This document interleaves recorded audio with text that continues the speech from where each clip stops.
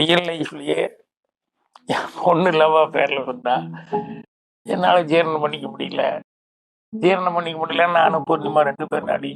என்னன்னா ஜாதி, மதம், பணம், பொருள் இதெல்லாம் தாண்டி வேற ஒரு காரணம் இருக்குது. அதை நாங்க ஜீரணம் பண்ணிக்க முடியாம இருந்தோம். அதுல அவங்க வந்து இத்தனையும் அப்பா எப்படி லவ் பண்ணா இத்தனையும் தாண்டி லவ் தான் அப்படிங்கிற மாதிரி என் பொண்ணு செப்பரேட் ஆயிடும்.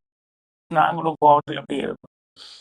ஆனால் அப்புறம் கன்சீவ் ஆகிட்டாங்கன்னு சொன்னதுக்கப்புறம் வந்து எங்களால் தாய்க்க முடியல. ஏன்னா நம்ம பொண்ணு எவ்வளோ கஷ்டப்பட்டு இப்படிலாம் வளரணும், நம்மளோட இப்போ அவளுக்கு யார் இருக்கா அப்படின்னு சொல்லிட்டு அதுக்கப்புறம் நாங்களே வந்து இடையில வந்து வாமா அப்படின்னு சொல்லி கன்சீவ் ஆன நேரத்தில் இப்படி தனியாக இருக்கக்கூடாதுன்னு சொல்லி கூப்பிட்டு வந்து வீட்டில் வச்சோம்.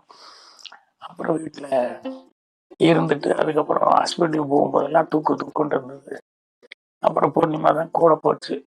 அப்புறம் பையன் பிறந்திருக்கான்னு சொன்னோடனே நான் ஓடி போய் ஹாஸ்பிட்டலில் பார்த்து அந்த குழந்தைய கையில் எடுத்துக்கிட்டேன். இப்போ கொஞ்சம் ஒரு 3 மாதம் 4-5 மாதம் வரைக்கும் கூட ஹெல்ப்புக்கு ஆள் வீட்டே இருந்துச்சு.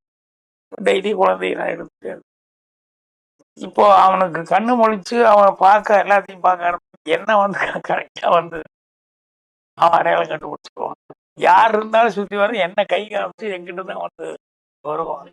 அந்த அளவுக்கு அவன் என்கிட்ட அட்டாச் ஆகி எனக்கு அவன்கிட்டயே அவ்வளோ அட்டாச் ஆகிடுச்சு.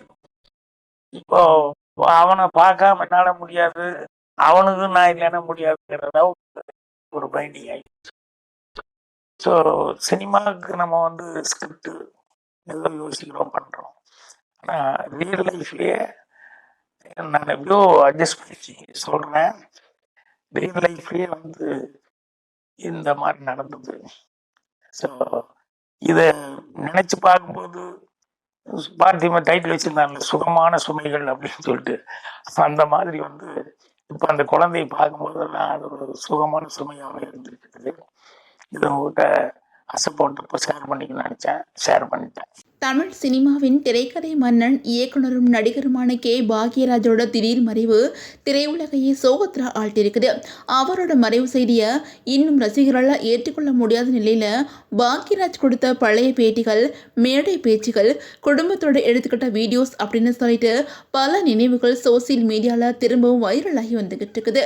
அதில் தன்னோட மகளோட காதல் திருமணம் மற்றும் தன்னோட மகள் வழி பேரன் பற்றி பாக்யராஜ் உருக்கமாக பேசின அந்த பழைய பேட்டி இப்போ சோசியல் மீடியால வைரலாகி வந்துகிட்டு இருக்குது. பாக்யராஜோட இந்த பேட்டியை பார்த்த ரசிகர்கள் பலருமே திரையில மட்டுமில்ல நிஜ வாழ்க்கையிலுமே ஒரு அன்பான அப்பா, தாத்தா அப்படிங்கிறத இந்த பேட்டி காட்டுது அப்படின்னு சொல்லிட்டு ஃபேன்ஸ் பலருமே உருக்கமாக பதிவிட்டு வந்துகிட்டு இருக்கிறாங்க.